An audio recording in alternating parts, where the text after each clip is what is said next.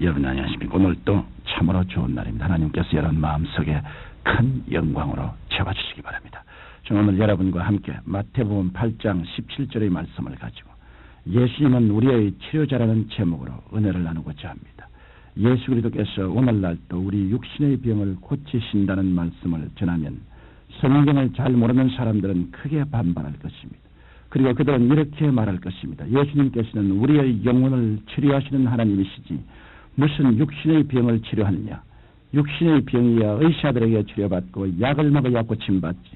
그러나 여러분 신약 성경의 마태복음, 마가복음, 누가복음, 요한복음을 읽어보면 예수님께서는 우리 영혼의 위대한 의사이실 뿐 아니라 우리 육신의 질병도 치료하시는 위대한 의사인 것을 시인하지 아니할 수 없을 것입니다.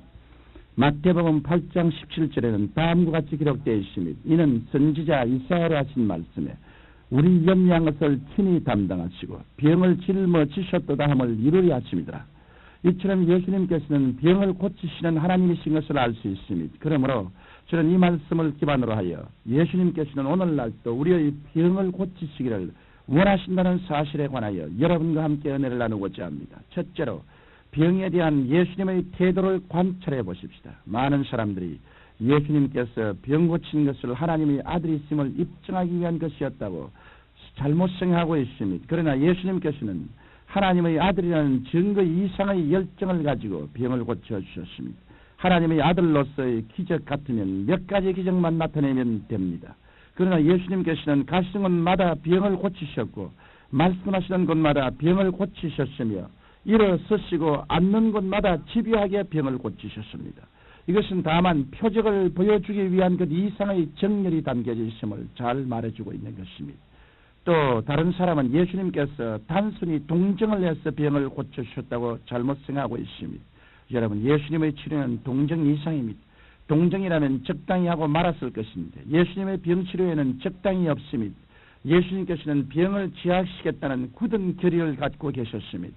예수님께서는 그니시는 곳마다 적극적으로 병을 치료하신 것을 보게 될 때 주님의 백성들이 병에 얽매이지 않고 건강하게 지내기를 원하시는 주님의 굳은 의지와 결의를 분명히 알 수 있는 것입니다. 그러므로 병 고치면 표적 이상이요 동정 이상입니다. 그야말로 예수님께서는 목숨을 내어놓고 굳은 결의에 차서 병과 대결하신 것입니다. 그 때문에 병에 대한 예수님의 태도는 단호합니다. 적당주의가 아닙니다. 예수님께서는 병을 만나는 곳마다 치료하셨습니다. 결코 병을 용납하지 아니하셨던 것입니다. 둘째로 예수님의 사역과 병에 대한 선전포고에 관해 알아보기로 하겠습니다. 예수님께서는 회개하라 천국이 가까워 왔느니라고 첫 복음을 전가하신 다음 단호하게 병에 대한 선전포고를 하셨습니다.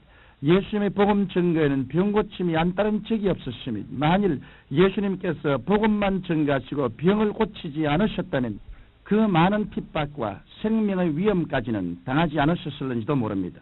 왜냐하면 예수님께서는 아무 일도 못하게 되어 있는 안식일에도 병든 자를 치료하심으로 유대인들의 미움을 샀기 때문입니다. 원래 안식일에는 절대로 일하지 못하게 되어 있었습니다. 그런데 예수님께서는 안식일이라도 회당에서 복음을 전가하신 후에는 반드시 병든 자를 고치셨습니다.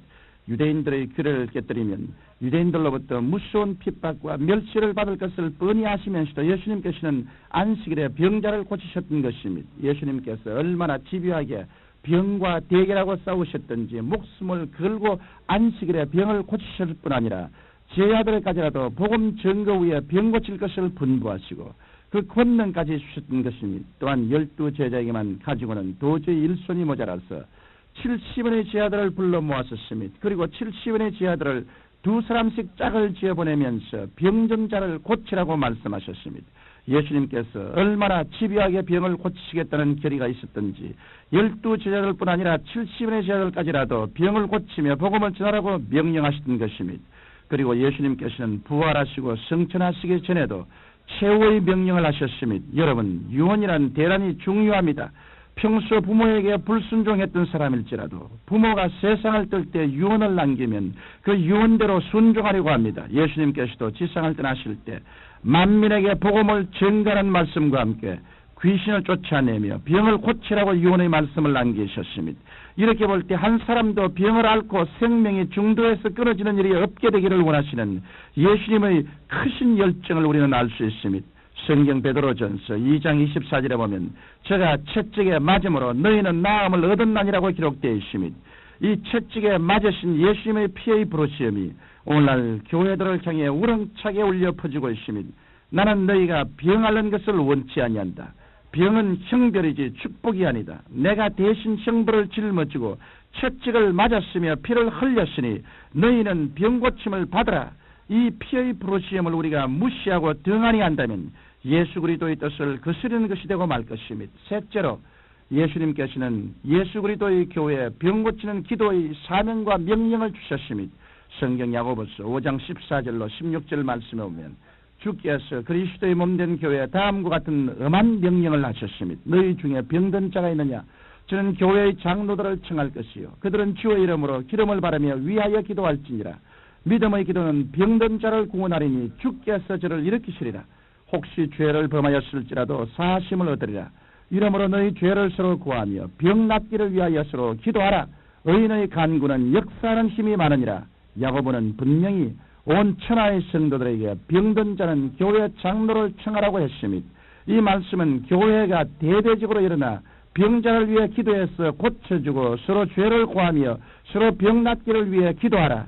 예수님을 믿는 의인들의 간절한 기도는 역사하는 힘이 크다라는 말씀입니다. 그러므로 참된 주님의 교회는 예수 그리스도의 말씀과 명령을 받고 성령의 능력을 받아 그 명령대로 병 고치는 일을 준행해야 하겠습니다. 이 방송을 청취하시는 여러분, 예수 그리스도의 복음 중 죄사함과 병 고침은 손바닥과 손등 같아서 언제나 병행하는 것입니다. 죄사함과 병 고침은 결코 분리할 수 없습니다. 예수님께서 분리하지 아니하셨고 또 복음 전가는 제 아들에게도 분리하지 말 것을 말씀하셨습니다. 이러므로 우리는 복음을 전가하는 곳마다 죄사함을 받게 하고 성령을 받게 하므로 내적인 병이 낫게 하고 예수님의 이름으로 기도해서 육신의 병도 고침받게 해야 할 것입니다. 만일 이 땅에 팔레스타인에 거하신 예수께서 갑자기 흰옷을 입으시고 나타나셨다면 예수님께서 병자들을 보시고 이제는 안 고친다, 적당히 앓다가 천국 가라고 말씀하실까요? 아닙니다. 지금도 예수님께서 육신으로 나타나신다면 예수님께서는 죄인을 용서하시고 그 자리에서 병을 고치시고 귀신을 쫓아주실 것입니다. 성경 히브리서 13장 8절에 보면 예수 그리스도는 어제나 오늘이나 영원토록 동일하시느니라고 기록되어 있습니다. 과거에 역사하시던 예수님께서 오늘 우리를 구원하시고 치료하시며 마귀에게서 해방시켜 주시는 것입니다. 예수님께서는 우리의 위대한 치료자이신 것입니다. 사랑하신 아버지 하나님, 우리 모든 사람에게 계시를 주셔서 예수님께서 우리의 치료자 되심을 깊이 깨달아 믿고 은총을 누리게 하옵소서. 주 예수님 이름으로 기도하옵나이다. 아멘.